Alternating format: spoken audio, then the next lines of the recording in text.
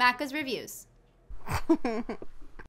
Hey guys, Mac here. This is my first impressions video of State of Decay, available on June 5th for 1600 Microsoft points via the Xbox Live Arcade, created by Undead Labs. And just wanted to give you guys my first impressions. I've been playing for about maybe 3 or 4 hours, and wanted to tell you whether or not I have a good or bad outlook on the future of this game.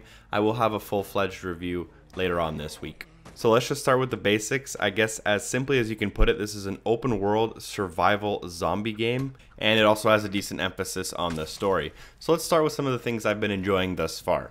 I have been enjoying the fact that it is an open world game. There are a lot of possibilities and choices. You can choose to sneak around by crouching or drive, which creates obviously a little more noise, or you can run or walk, and obviously those have their implications. So I like that it has a lot of possibilities. The graphics are decently done for an arcade game. I'm no problems with that at all. The story is so far pretty engaging, and it makes sense, and it has drawn me in. And there is character switching. You can choose to be any character you want basically at any time. You can switch between characters and level them up. I like that a lot. The leveling system's pretty good. You can level up a whole bunch of different types of things, like your power and stamina and leadership skills, and all of those have different effects. So it is quite a good idea to try to level up your character in such a way that it is beneficial to you. Another thing I've liked so far, my favorite part, is nighttime. Nighttime is really scary. It does a really good job at creating that kind of ambience that you want in a survival horror game, especially in a zombie game. You feel vulnerable, and it gives you that good sense of, oh my god, I might die soon. And there are a lot of aspects that play into that whole possible death feeling. You have a stamina and a health bar, and if any one of those reach 0, you're running a really high risk at dying. There's weapon degradation, which also adds to that sense of you lose your weapon at any time if it is damaged, and you become basically armless. And there's also a small amount of supplies, so you never know if you're going to have enough health when you start the mission if you don't plan ahead well.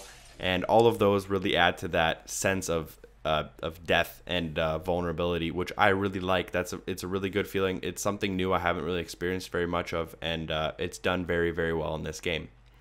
Now, to start with the negatives, I'm usually not very picky, to be completely honest, but I did want to point these things out to everyone, although not that they necessarily negatively affect the game thus far. For me personally, I do want to point them out though.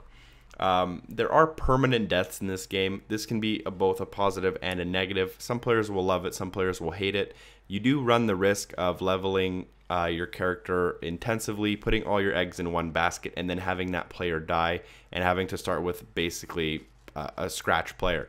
Permanent deaths do exist in this game. The aiming and the driving, they don't quite feel perfect, to be completely honest. Aiming seems a little bit off, and the driving physics aren't the greatest either. And there are a lot of small bugs. For example, I've had zombies run through walls, and I've had zombies just pick themselves up off the ground in a really weird manner. Like, they don't get up, they just kind of appeared from the ground to standing position instantaneously. And just small things like that. They don't really affect the gameplay, but they are noticeable when you're playing. Another thing I noticed was that it had a pretty complex system in terms of upgrading. A good thing is you can upgrade your safe holds, or whatever you want to call them, and you can upgrade the bedding systems and the kitchen systems and all that kind of stuff to keep everyone in your group happy. But that system is pretty complex. I found myself struggling to understand it 100%. For example, they had asked me to build some beds to keep everyone happy, and I was having a hard time understanding exactly what I needed to build those beds, because I didn't really have room inside my house, but I had room to build them outside my house, but I didn't know if they would want them outside the house. And then there's all these resources and all that. So there is a little bit of a learning curve, I would say, to get into the game, but if you're willing to get past that, all those mechanics work really well, and I'm quite pleased with them as well. Another small thing that some people may not like is the higher price tag than usual. The game clocks in at 1600 Microsoft points, which is equivalent for Americans at $20. which is right at the top of the price range for arcade games. I'm not quite sure if it warrants the high price tag just yet, but only because I'm not sure how long the game is. The game is a completely single player experience. There is no co-op or online other than leaderboards, obviously, although it is possible in the future. The developers have mentioned that they would consider a co-op slash massively multiplayer online version of this game in the future if sales do well. At this moment, this game does not include that, so the price tag would be solely based off of how long the single player experience is. So I'm not sure if it's going to be 10 hours, 20 hours, 5 hours, no idea. But right now it feels like I'm not very far in, and I've been playing already for about 3 or 4 hours.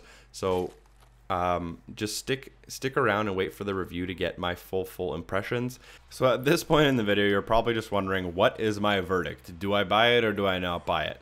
Honestly, it comes down to the individual player. Personally, I'm enjoying it quite a bit. I think anyone who's looked into the game and is interested in it and thinks they will have fun will probably have fun. Although I think if you're looking at it and you go, it doesn't really look like my type of game, it's probably not going to be your type of game. I'm not going to give it a final score, but I can tell you that it's not going to rank under a 7.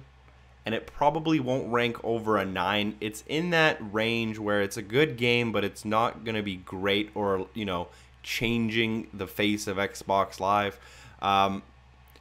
Again, stay for the full review. Hopefully you learn more there. For now, just look into it. If you think you're going to enjoy it, I suggest you get it and you try it, or at least try the trial version and see whether or not you like it.